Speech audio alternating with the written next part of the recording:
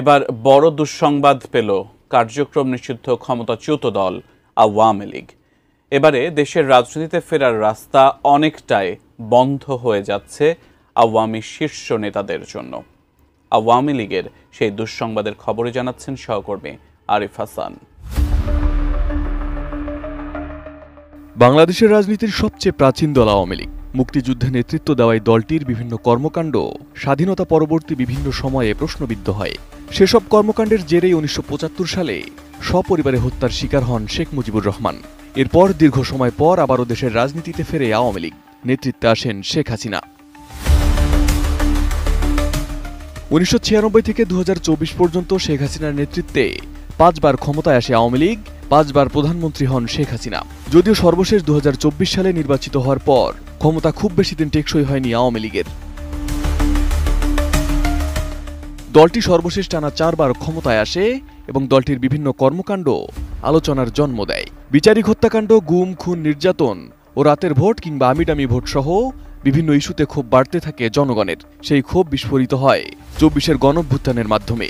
ছাত্র জনতার আন্দোলন রুখতে নৃশংস পথ বেছে নেয় আওয়ামী সরকার। হত্যা করা হয় ১৪০০রও বেশি ছাত্র জনতাকে।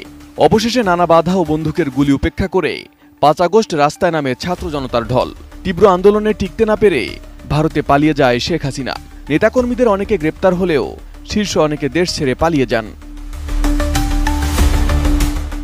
এদিকে জুলাই হত্যাকাণ্ডের অপরাধে আওয়ামী লীগের বিচার চলছে আন্তর্জাতিক অপরাধ ট্রাইব্যুনালে।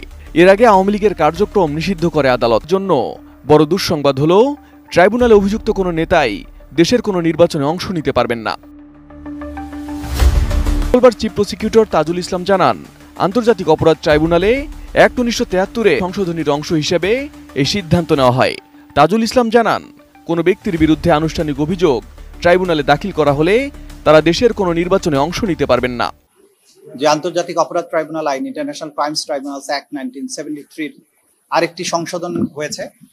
এই সংশোধনী যেটা আনা হয়েছে তার মূল বক্তব্যটা হচ্ছে, যে সমস্ত ব্যক্তির বিরুদ্ধে ফর্মাল চার্জ অর্থাৎ আনুষ্ঠানিক অভিযোগ যদি আন্তর্জাতিক অপরাধ ট্রাইব্যুনালে দাখিল করা হয়, তাহলে সেই ব্যক্তি বাংলাদেশের কোনো নির্বাচনে অর্থাৎ পার্লামেন্ট নির্বাচনে নির্বাচিত হওয়ার যোগ্য হবেন না, অর্থাৎ ইলেকশনে তিনি দাঁড়াতে পারবেন না।